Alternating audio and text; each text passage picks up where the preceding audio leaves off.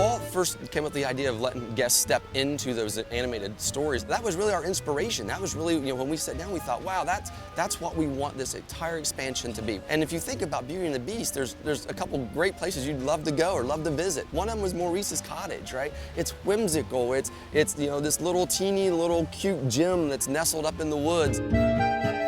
Here in the queue for Enchanted Tales with Belle, you can see Maurice has used all kinds of eclectic, crazy elements to really bring this, build this fit. The cottage just has so much of Maurice's character in it, and you can even see within the facade.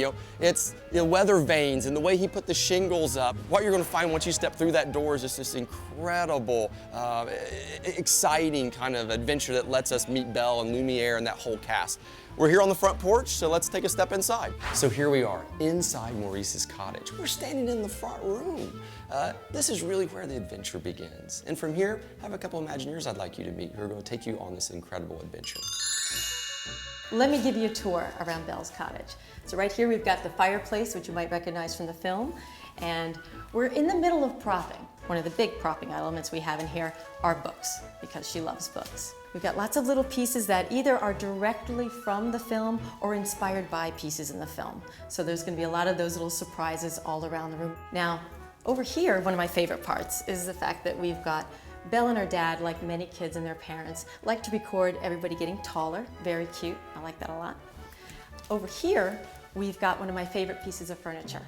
So this is directly from the film. You might recognize it when you go into Bells Cottage in the film. You'll see with the nice little pretty mirror and the little basin over here. Well, now we're going to step through this door and we're going to go into Maurices Workshop. And Ted is waiting there so he can tell you a little bit more on the next part of your adventure with Belle.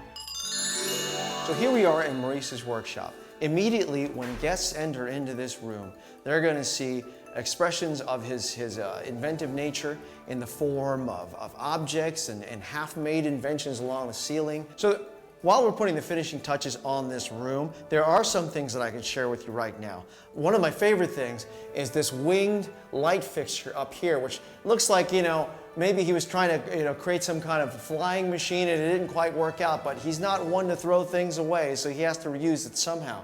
And you can start to see that with everything here, even some of these fixtures that may have been like a broken bucket at some point. He said, it's a perfectly good bucket, even though it won't carry water, maybe it'll make a great lantern in the ceiling. The one thing that looks completely out of place in this workshop that's filled with Maurice's tools, his raw materials, his drawings of inventions on the wall, is a beautiful gilded mirror. That mirror hangs on a wall and totally sticks out. What the guests will then discover as this mirror starts to come alive magically with light and pixie dust coming off of it is that the mirror is actually a portal. And this portal will take us now to the castle.